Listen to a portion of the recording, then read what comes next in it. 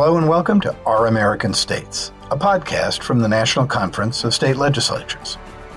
This podcast is all about legislatures, the people in them, the policies, process, and politics that shape them.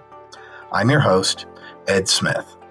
Of course, we've been hearing about this tremendous amount of funds since the pandemic started, but really, truly, how much has the federal government actually given to states and to citizens to help fight the virus? Well, a hugely unprecedented amount, equaling about $5 trillion over 10 years, if you can imagine. That was Orlinda Doherty, Director of the Budget and Revenue Committee at NCSL's Washington, D.C. office. She's one of my guests on the podcast. She's joined by Austin Reed, Senior Legislative Director for Education Policy at NCSL, and Emily Mayer, a Senior Policy Specialist in NCSL's Fiscal Affairs Program. Our focus on this podcast is the more than $5 trillion in coronavirus relief and stimulus funds that were approved by Congress and how states have used the money. They discuss the size and complexity of the different pieces of legislation, the push to give states flexibility in how they spend the money, and why most of the federal education funding was given directly to school districts. Here's our discussion. Orlinda, Emily, Austin, welcome to the podcast. Let me ask each of you to give our listeners a brief notion of the role you played at NCSL, particularly in tracking this federal spending. Emily, why don't we start with you? My role at NCSL with these federal stimulus funds is tracking how states are spending the funds, the trends in those allocations under the CARES Act and the American Rescue Plan Act, those two separate pots of flexible funds for states and local governments. We're trying to understand not only the trends in the ways that states are spending those funds, but also the authority over those funds and the eligible and ineligible uses of those funds, and really communicating that information to our members so they can make the best decisions moving forward. Great. Orlinda, can you break down your role for us a little bit? Thanks again, Ed, so much for having us and for having me here. I'm the Senior Legislative Director for the Budgets and Revenue Committee at NCSL in our Washington, D.C. office. And our job is to essentially be the voice for the states before the Hill. And so, as Emily mentioned, she has been tracking the sort of boots on the ground implementation, execution of the funds. Our role in D.C. is to essentially help advocate for the funds. Our office, along with my colleague Austin, who is here, we're integral in securing and advocating for flexible funds for states to help fight the economic and health effects of the virus. Austin, you get the last word this round. Tell us about your role. Hi, I'm Austin Reed. I cover federal education policy for NCSL, and I lead our state and federal relations work in education. Our federal education policy team has been tracking how states are spending education relief aid. I'm going to admit, I know that Congress passed a tremendous amount of funding around stimulus packages during the pandemic, but I don't know exactly how much that was and how many programs there were. And I imagine there's a few listeners who might be in the same position as I am. So why don't we start out with that and breaking it down for me and for the listeners? And Orlinda, why don't we start with you? Yes, thank you, Ed. So you are absolutely right. And of course, we've been hearing about this tremendous amount of funds since the pandemic started, but really, truly, how much has the federal government actually given to states and to citizens to help fight the virus? Well, a hugely unprecedented amount, equaling about $5 trillion over 10 years, if you can imagine. Just an enormous amount of money that's almost impossible in some ways to fathom. And this was done in 5 pieces, if you will, 5 chunks, 5 tranches, however you want to describe it. Starting at the very beginning of the pandemic with our health international aid, that was about $8 billion. And then, of course, the first major group of funds or first package of funds that was passed called the Families First Coronavirus Response Act in the tune of $192 billion. Then the CARES Act, of course, which is really the largest, the second largest of the 6 packages that were passed, for which a lot of the programs that we are going to be talking about became or had their origination or genesis from, I should say, which was about $1.7 trillion.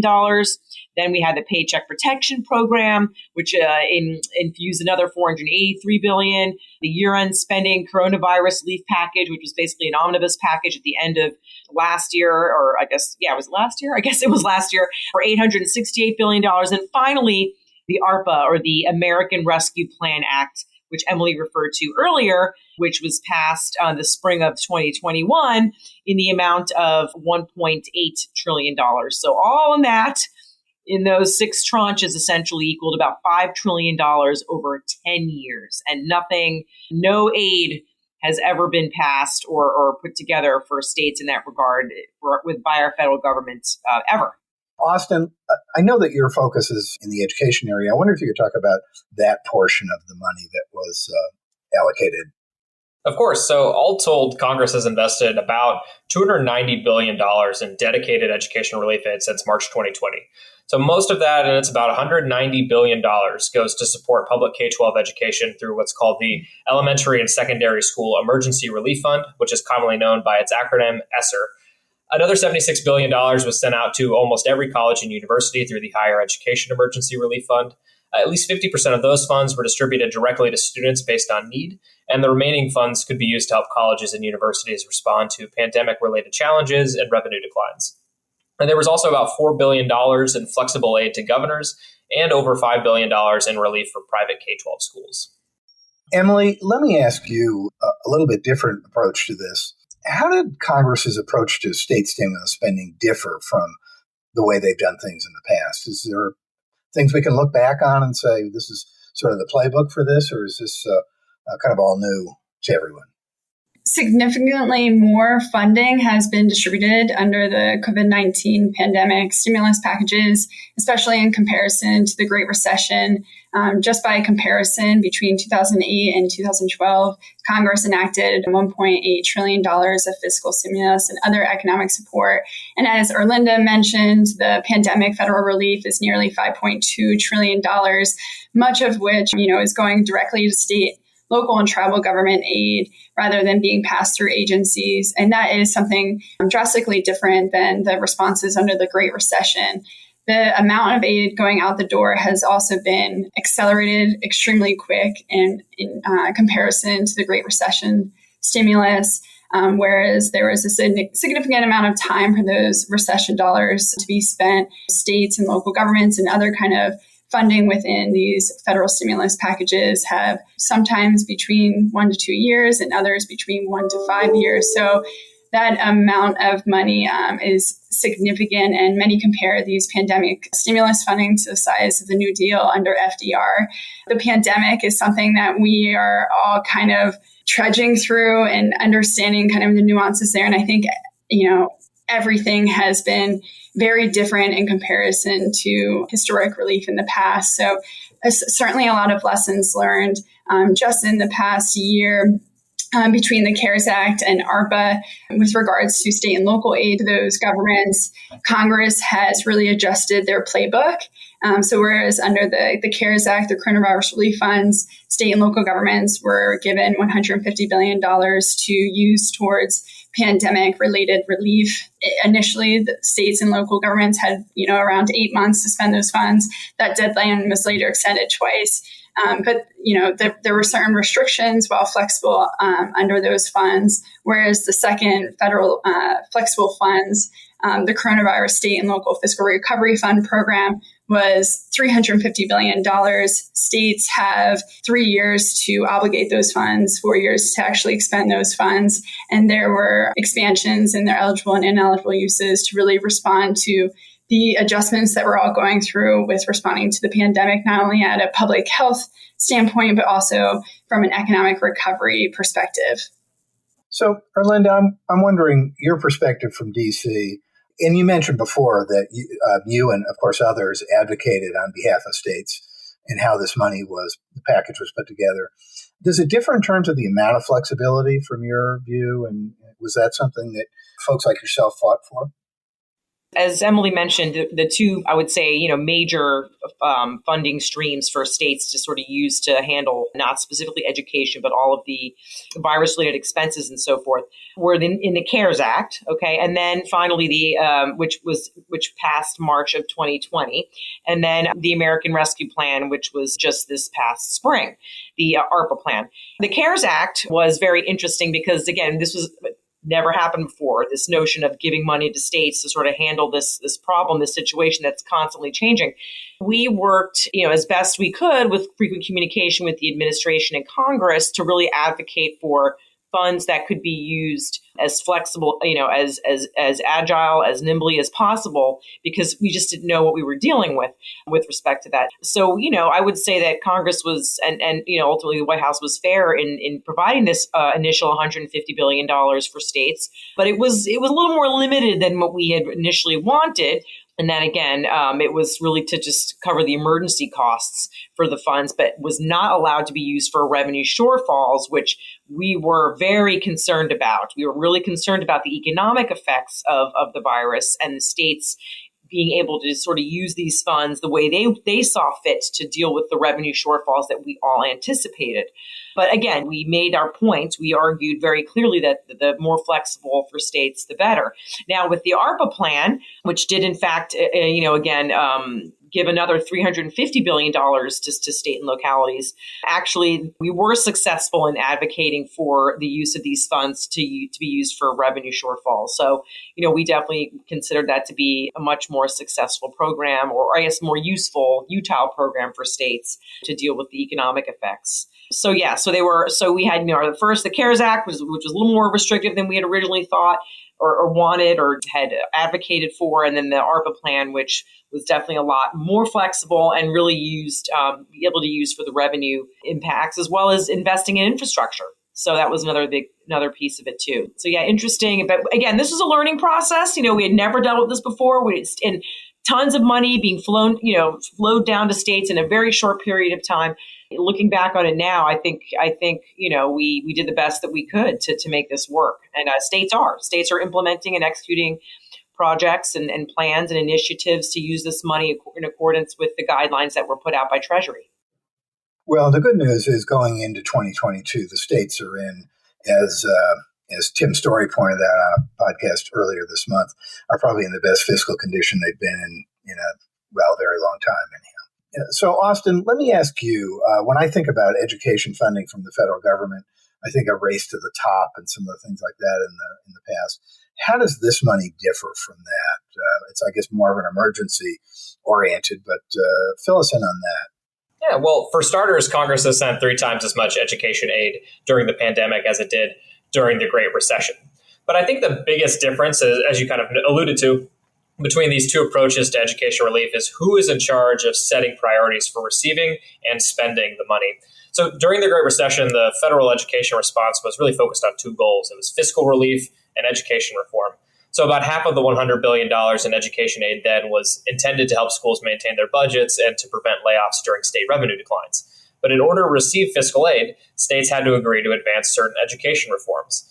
And these relief funds also included the infamous Race to the Top program, which was a competitive grant program that further incentivized states to adopt federal priorities. Now, it was only a $4 billion program, which is very small in comparison to the money we're dealing with today, but it did have an outsized impact. So many would characterize the Great Recession aid as a top-down approach that was really driven by federal priorities. But in contrast this time, and that's partly due to the backlash against that Race to the Top program, this pandemic-era funding really reflects a bottom-up approach. So unlike the Great Recession, states did not have to agree to enact new policies to receive COVID aid, and states are actually able to spend about 10% of the relief funds on their own statewide priorities, and we've seen many legislatures pass bills directing how those statewide funds are spent. But the big story this time around is that school districts get to decide how the vast majority of these education funds are spent. In fact, states and the federal government are prohibited from setting any priorities on how these funds are used.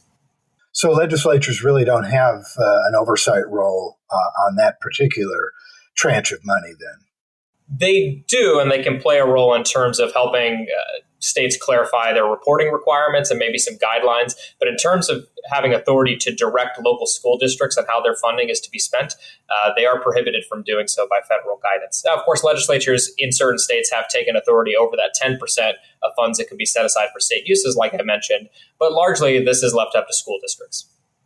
So, Emily, let me ask you more generally, who actually has the authority to spend this money? I know we're talking about this money coming to the states, but what does that really mean? Well, Ed, that's a little bit of a great debate. I don't have an exact answer in every kind of state. It really depends on their state constitutions, their laws on the books of who has authority over those funds. But what I will say is that under the CARES Act, when the nation and the world was a little bit more under an emergency state, a lot of executive branches did have a role in these funds, and the legislature certainly had a big voice as well. These are unanticipated federal funds, so they function very differently than federal funds that typically come to the states. And states were really grappling with who had authority over those funds. Under the American Rescue Plan Act, there is a longer time to spend the flexible funds, and both branches won a piece of the pie. So we did see a little bit of tension throughout the last 2 years over just the significant amount of funding, the magnitude of funding coming into their states, and which branch has authority to actually make decisions on those funds. So it really varies across the board. We see some states where executive authority is very clear cut, and others legislative authority is very clear cut. And then in a few states, the legislature is actually giving the governor authority or discretion over those funds as well. So we are seeing kind of those tensions dissipate over the last few months since ARPA passed. And there is collaboration from both branches, as I think leaders and policymakers in both branches really want these funds to be effective in the long term and also address immediate needs within their state and localities. Well, I have to say my reaction would have been shock if you'd said all the states were doing it the same way, because we know that every state does it a different way, at least a little bit differently. Erlinda, let me ask you in terms of how the money is spent. Has the federal government issued clear rules to the states? Does everybody understand where the guardrails are and how they can spend the money? That is a great question. Of course, that the devil's always in the details, right? With respect to funds and federal guidelines, and especially with money of this amount. So for the CARES Act, which again was the first sort of chunk of money that went to the states, the $150 billion that was not allowed to be used for revenue shortfalls, I would say that the process, for releasing sort of the guidelines and the rules regarding the funding was a little, I would say disorganized, but I don't want to, that's just my opinion. But it was, again, I'm trying to give everybody the benefit of the doubt, but it was piecemeal. Okay. It wasn't like a big, really planned out effort. But again, we were all drinking out of a fire hose. So, there were some challenges with that because I think states were, again, this was the first time this sort of money was being given to states. States were a little wary. A lot of states did want to use the money for the revenue shortfalls, but couldn't. And we're trying to find ways to use it in other ways, to make sure that the funds were being used appropriately and according to the intent of Congress and the administration. We had a lot of communications. We were fortunate, again, with our role at NCSL to be able to communicate with Treasury on our concerns regarding the funds. And we were integral in helping to answer a lot of questions, or at least bring the questions from the states to the agency to get more clarification on how the funds were to be used. Now, the second round of funds, the ARPA, the additional $350 billion, I would say that the rulemaking process was a little smoother. Again, the CRF, or the Coronavirus Relief Fund from the CARES Act, had already been implemented, and so this was being some experience with how to kind of deal with the distribution of these funds.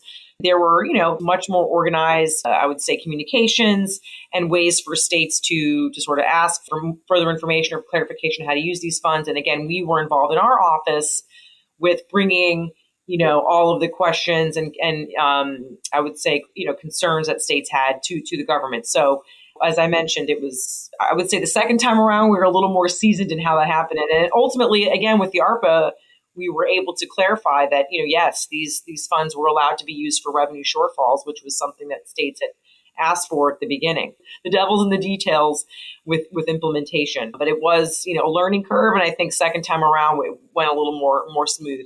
I wonder if Austin, maybe you feel that same way too, as some of the education funds that came down to states as well. Yeah, Austin, how about that? Do you feel as though the districts are clear on how they can spend that money? Yeah, well, the education relief funds were intended to be extremely flexible. And like I mentioned, districts have control over spending about 90% of those ESSER dollars, which is about $170 billion, and it's right under $4,000 per student. So districts have until about early 2025 to spend the money, and they have broad discretion on how to spend it. That's including what this money is spent on and how it's distributed among schools and students. So the rule of thumb is that if an expense can be linked to responding to student needs that have arisen during the pandemic, then that spending is permitted. And student needs can be defined pretty broadly, whether that's meeting student academic needs, improving school safety, promoting physical and mental health, or addressing social and emotional concerns. So to answer your question more directly, there's not a lot in the way of specific spending rules. I mean, these funds are under local control, and we're really seeing districts take advantage of that flexibility. Now, up until recently, we really didn't have a great national view of how these funds are being spent at the local level. But the emerging data suggests that many districts are using funds on hiring or rewarding educators, counselors, and school staff, providing extended learning opportunities for students, including summer and after school programs, and making facilities upgrades, including installing new HVAC systems. Thanks, Austin. We're going to take a short break and then be back with the rest of our discussion. Get a head start on your workday with NCSL Today, a roundup of the day's most important state headlines delivered to your inbox. It's just one of several NCSL newsletters that focus on the latest trends in public policy. Subscribe to NCSL Today or any newsletter by going to the News tab at ncsl.org and selecting e-newsletters. Be the first to know the latest on public policy news. And subscribe to NCSL Today today. So, Emily, more generally, do states, from the people you talk to, are they feeling as though they do have the direction that it sounds as though it's getting better out of Washington, but do they feel as though they have the direction they need? Sure, yeah. I mean, the word that Erlinda used, seasoned, is probably the best way that we could describe this. Policymakers, that includes legislators and also the legislative staff that support them, they have a better grip on what these flexible funds mean. There's also been, at the federal level, a better understanding of how state and localities function, their budgetary processes. So I think under the second round of flexible stimulus funds, they not only get a grasp on the eligible uses because they're very similar to the previous stimulus funds, but there's also an expansion, as Erlinda mentioned, on the use of those funds, including the revenue replacement. States are also able to use it towards broadband, water, and sewer infrastructure. And it's very clear cut when states have to actually spend these funds.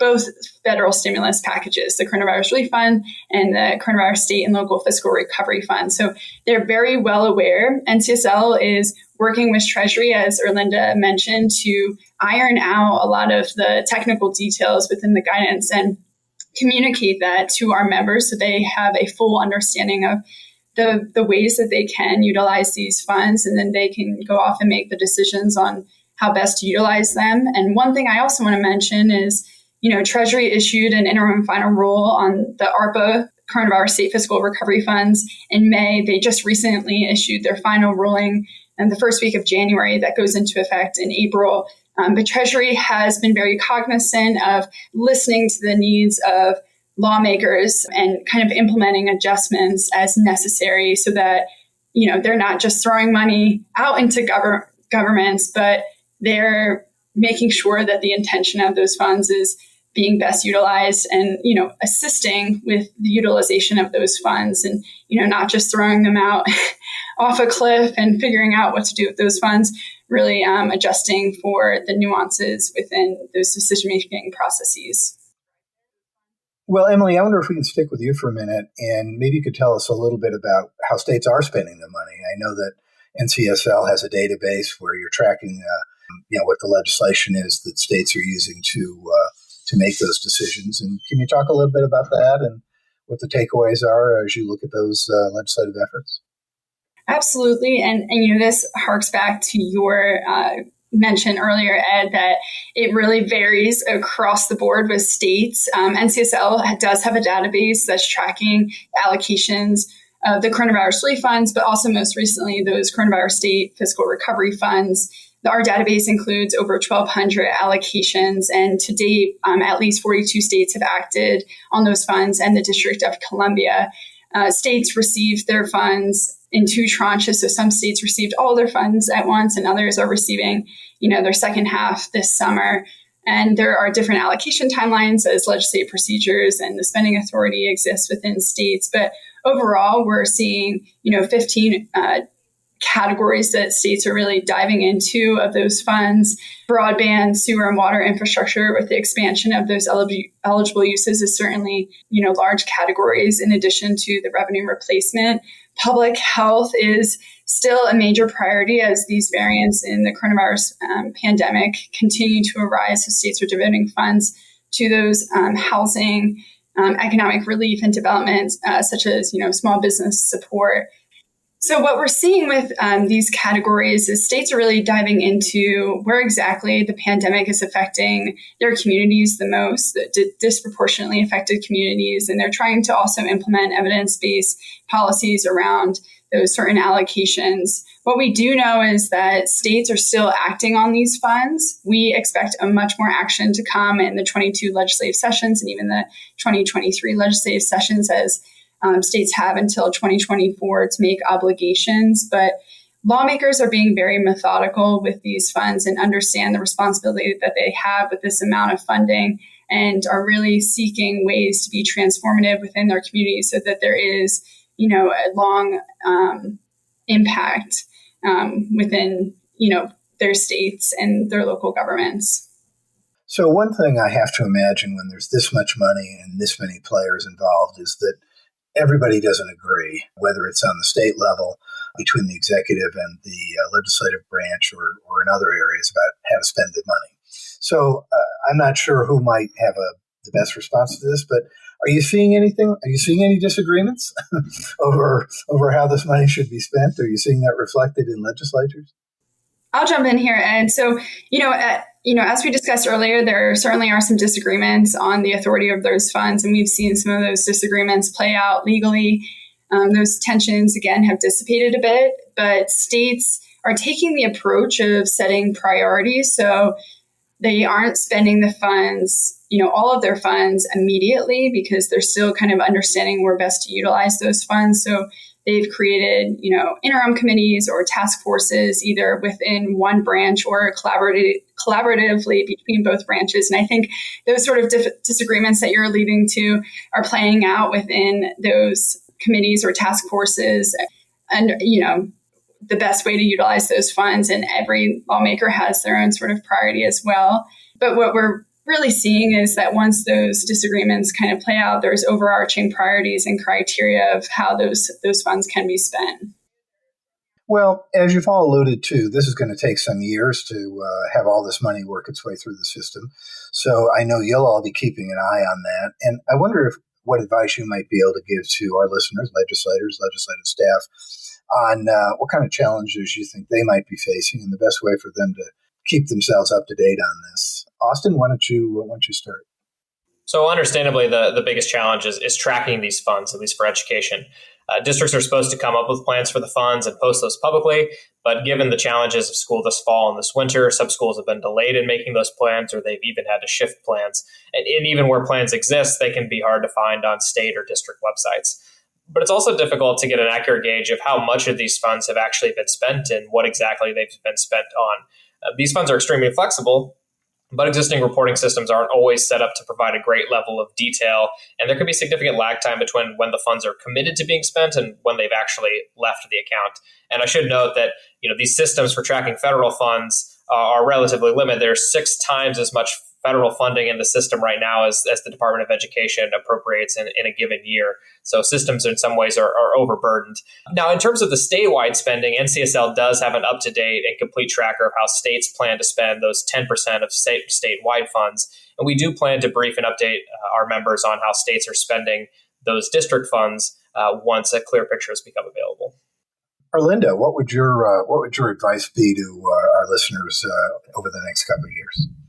An interesting sort of, I guess, controversy, I guess, that arose as the money was getting, or debate, actually the debate for whether or not funds should even happen was something that was interesting because Emily was talking about, some disagreements between the executive branch and the legislature and how to use the money, but there was also some disagreement about whether or not states actually needed the money or wanted the money. So we had some states saying, well, we don't really need all this money. We don't know what to do with it, or we just don't need it, or it's irresponsible. There was some political, items that were happening here.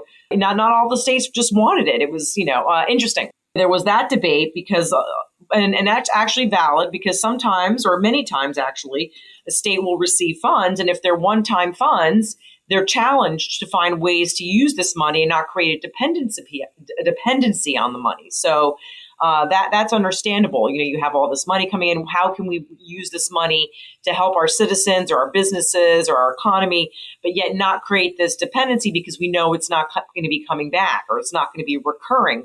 That was actually a valid challenge. I think that a lot of states, or a lot of concerns, a valid concern a lot of states had mentioned. And so with respect to this concept of a challenge, my advice would be you have to be creative. How can you, in the form of grants, short-term loans, however, be creative in how you're going to use this money because it may not be replenished. Won't be. It's not designed to be replenished. That makes it challenging. But states have risen to the occasion. I have to say, I don't know that I could actually give states advice. I think they've done a decent job and a great job of trying to figure out how to use this money responsibly.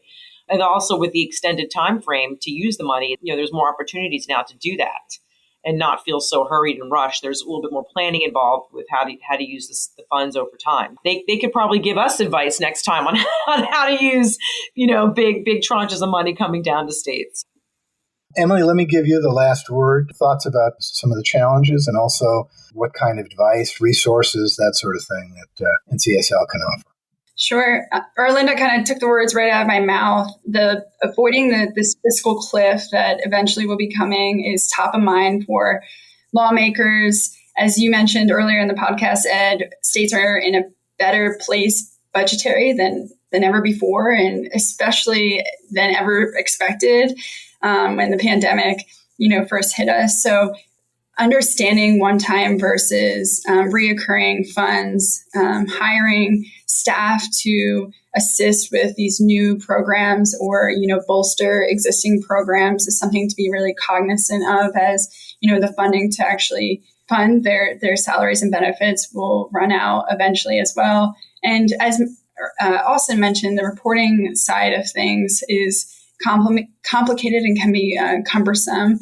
States have to not only report to the federal government of how these funds are being spent, but also to their state authorities as well. So that takes a lot of staff time, and it's very important as, these funds can always be recaptured if the state is not utilizing them to the intention of the law. So those are two really big pieces. And one other piece is kind of the public affairs side of things and communicating to constituents that these funds are not long-term and that certain programs may not be there in the future. And I think that it's really challenging for our members to get the word out the door of kind of these nuances of the funding across the board. So those are three really big items. In terms of resources, NCSL is constantly kind of churning out how the funds are being spent, the trends of the funds. And I think this goes for the education piece as well. As we mentioned, there's a few databases available, and NCSL staff are always available to answer questions. And where our DC folks, Austin and Arlinda, do an awesome job of communicating to federal agencies about some of the questions that arise in our membership. So our virtual doors are always open for those questions and help around these federal stimulus funds. Well, I would agree. I think you all do an awesome job of tracking this material and communicating it, which I think you did a great job here today. I know I understand this a lot better, and I'm sure our listeners do as well. Take care to all of you.